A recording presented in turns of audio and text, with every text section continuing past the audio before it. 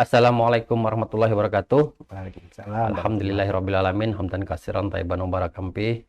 Pemirsa Banjarmasin Post, berjumpa lagi bersama kami Tribun Series Suara Rakyat di Banjarmasin Post, dan kali ini kita akan membahas masalah tentang pemilu, dan pemirsa bisa menyaksikan di 3 channel kami di YouTube, Instagram, dan Facebook. Silakan berikan komentar kepada teman-teman pemirsa untuk bisa berpartisipasi dalam hal ini.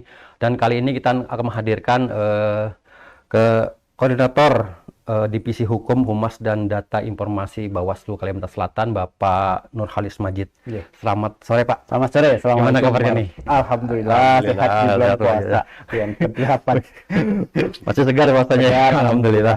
Mungkin kali ini kita akan membahas masalah rambu-rambu parpol dalam pendaftaran pemilu tahun 2000-2004. Nah, mungkin kita akan berbincang pertama, Pak, bagaimana sih sebenarnya awal-awal tahap-tahapan dari pemilu itu sendiri gitu. Iya, sebenarnya proses tahapan pemilu itu kan ada pre-election periodisasi di mana kemudian proses pemilu belum berlangsung, seperti proses membuat regulasi, membuat tata aturan. Bahkan hari ini sudah selesai masa jabatan pimpinan KPU Bawaslu, besok akan terjadi pelantikan KPU dan Bawaslu yang baru. Dalam rangka persiapan itulah tahapan pemilu akan segera dimulai. Jadi genderang pemilu sudah dibunyikan, tanggal 24 November tahun 2024 akan berlangsung pesta demokrasi. Nah, ini harus menjadi persiapan kita semua, termasuk kenapa?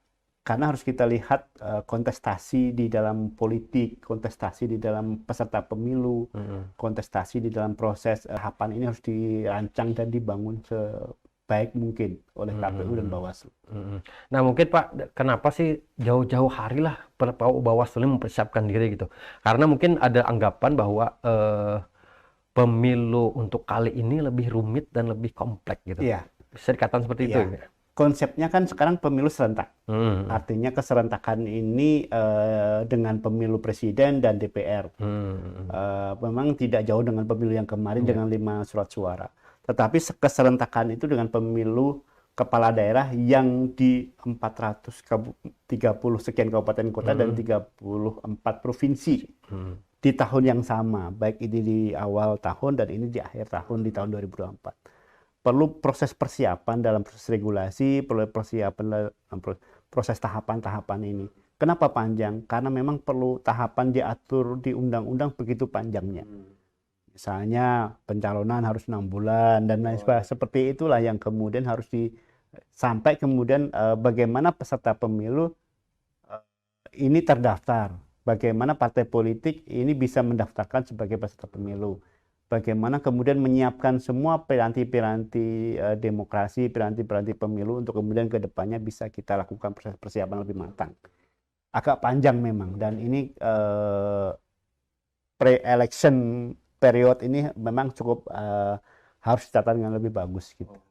Nah, mungkin kesiapan dari Bawaslu sendiri bagaimana? Itu mungkin kasus Kalimantan Selatan lah. Iya. Kan kita mungkin lebih banyak konflik-konflik segala macam. Iya.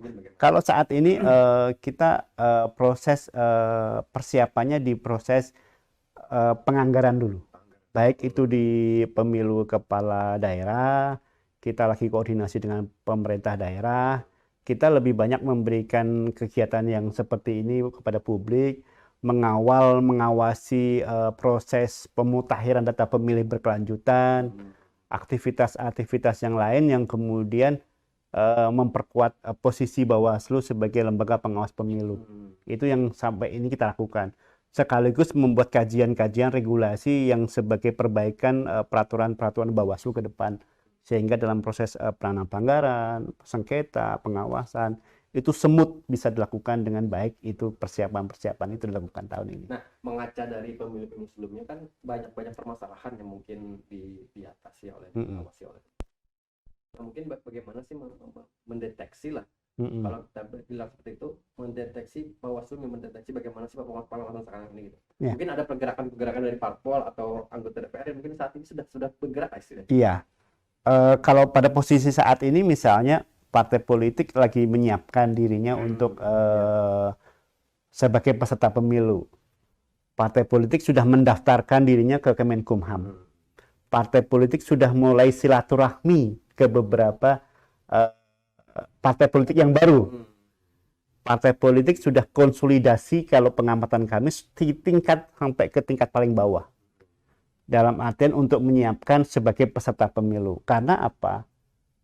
Tidak semua partai politik itu bisa menjadi peserta pemilu.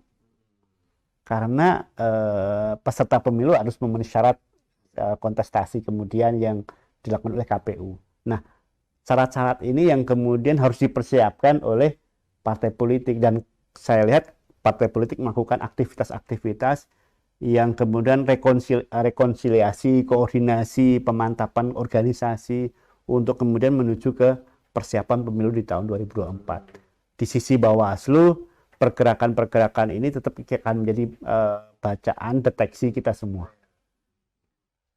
Mungkin ada awal nggak pelanggaran-pelanggaran itu dilakukan oleh parpol sendiri? Walaupun memang kan pencalonan juga parpol sendiri belum disahkan. Ya. Mungkin ada pergerakan-pergerakan yang mungkin. Iya. Sampai hari ini kan fase di mana kemudian Bawaslu tidak melakukan upaya untuk melakukan proses tahapan election belum dimulai.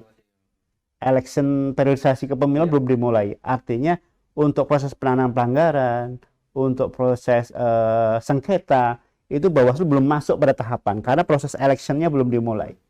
Nah, nanti kalau sudah ada proses election, misalnya pendaftaran partai politik, kemudian proses pemutahiran data pemilih, dan kemudian proses-proses yang lainnya, dari situlah kemudian Bawaslu juga akan menyiapkan regulasi di tingkat persiapan di ad hoc misalnya, yang akan mengawal itu semua. Dan itu deteksi-deteksi itu bukan menjadi ranah kewenangan Bawaslu saat ini untuk kemudian melakukan apa ada pelanggaran atau tidak, karena menjadi ruang yang kemudian politik bisa melakukan konsolidasi dan koordinasi tanpa harus mendapatkan jenis pelanggaran apa yang harus dilakukan oleh Bawaslu, karena memang Bawaslu belum punya kewenangan untuk sana.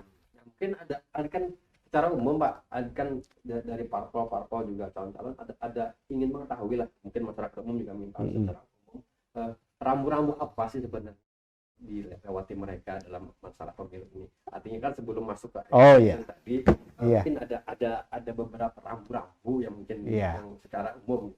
Pertama begini, kalau memang partai politik ingin berkontestasi di dalam proses pemilu, karena tidak semua partai politik itu, saya katakan tadi di awal, tidak, dia harus melakukan fase di mana harus ikut verifikasi partai politik. Verifikasi partai politik itu memiliki persyaratan. Dia harus terdaftar di Kemenkumham. Sampai hari ini itu ada 75 partai politik yang terdaftar di Kemenkumham. Artinya tidak semuanya itu akan menjadi peserta pemilu ya. Yang terdaftar, sebagaimana kita ketahui tahun 2019 itu kan ada 16 partai politik yang berkontestasi. Artinya dari 16 itulah yang kemudian memenuhi syarat sebagai peserta pemilu. 4 Aceh lah. Nah, jadi ada 20 yang kemudian bisa berkontestasi. Yang lainnya pasti tidak mendaftarkan, tidak memenuhi syarat. Syarat yang selanjutnya sebenarnya partai politik itu harus memiliki kepengurusan 100%. Kalau memang partai politik ingin menjadi peserta pemilu, harus 34 provinsi harus ada kepengurusannya, didaftarkan di Kemenkumham. Punya 75% kabupaten kota. Kalau Kalsel itu misalnya ada sebanyak 13 ya. Ya 75% dari 13 kabupaten kota itu ada kepengurusannya. Itu minimal. Kalau nanti diverifikasi ternyata tidak memenuhi syarat, bisa tidak lolos di dalam verifikasi. Dari situ Bawaslu akan hadir. Lalu kemudian selain itu serambu-rambu berikutnya dia harus menyiapkan anggota. Keanggotaan itu bukan hal yang sederhana. Keanggotaan ini harus mencapai garis passing grade, garis batas. Garis batas itu 1/1000.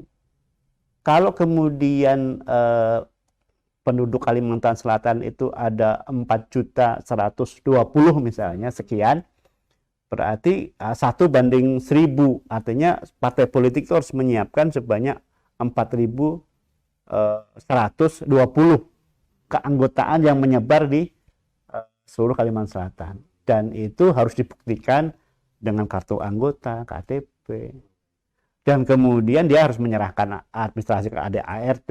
Itu baru kemudian persyaratan administratif, dan otomatis sama KPU akan diterima sebagai peserta pemilu, bukan menjadi langsung. Ada proses tahapan verifikasi administrasi, kemudian verifikasi faktual, dan Bawaslu itu memastikan KPU, partai politik itu melakukan tahapan-tahapan itu sampai kemudian ditetapkan di bulan Desember kalau tidak salah nantinya, atau awal 2023 sebagai peserta pemilu. Panjang nanti ini menjadi catatan panjang, partai politik harus bernafas agak dalam terhadap perusahaan ini semua.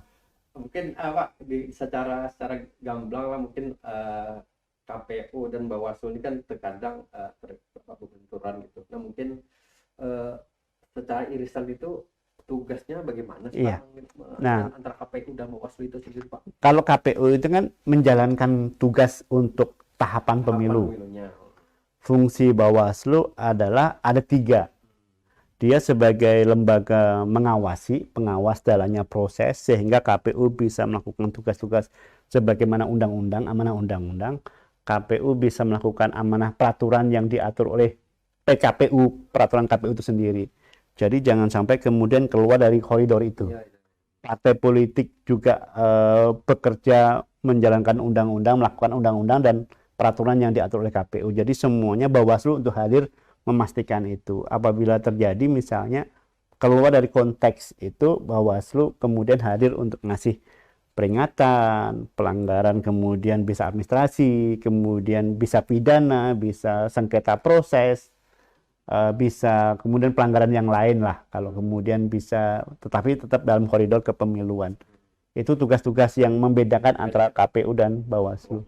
Mungkin Pak, secara mungkin dari segi pengalaman lah, mungkin dari Pak Semacam, mungkin ada hal-hal yang mungkin diketahui lah oleh masyarakat yang pernah terjadi pemilu sebelumnya itu apa sih paling menonjol gitu Pak, sehingga mungkin partai politik juga dalam anggota bisa menghindari hal-hal yang kalau saat ini kan seksinya kan memang proses partai politik menjadi peserta pemilu ya.